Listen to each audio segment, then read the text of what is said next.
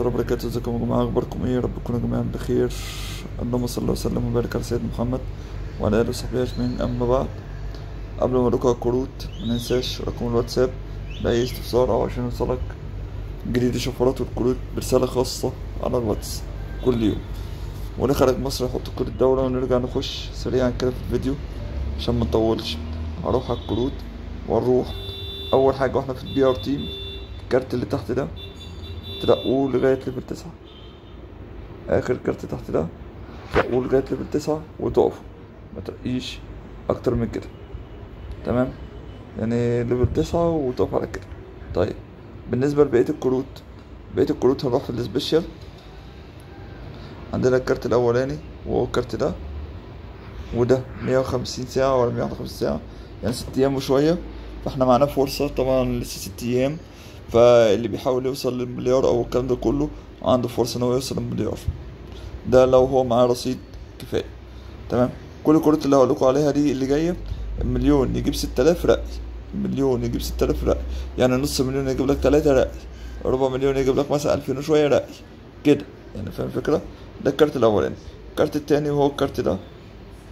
تمام، الكارت التالت. تمام، وهو الكارت ده. تمام، الكارت الرابع تقريبا. انا بالنسبه لي هرقي ده مفيش مشكله، بس ده مش اساسي يعني.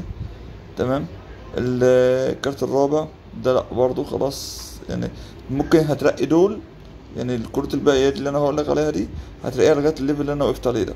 يعني الكارت الرابع هترقيه، هتقف لغايه ليفل 10 اللي هو الكارت ده.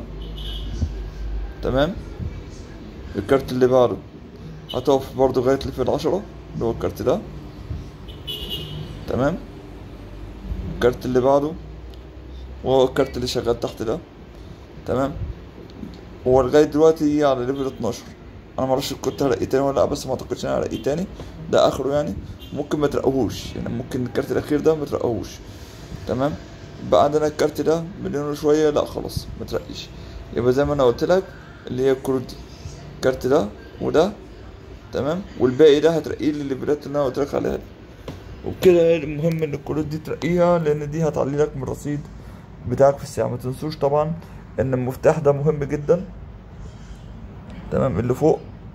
تمام، مهم انك تعمل مفاتيح قدر الامكان، تحاول فيها لغايه لما تعمل مفاتيح، دي مهمه جدا.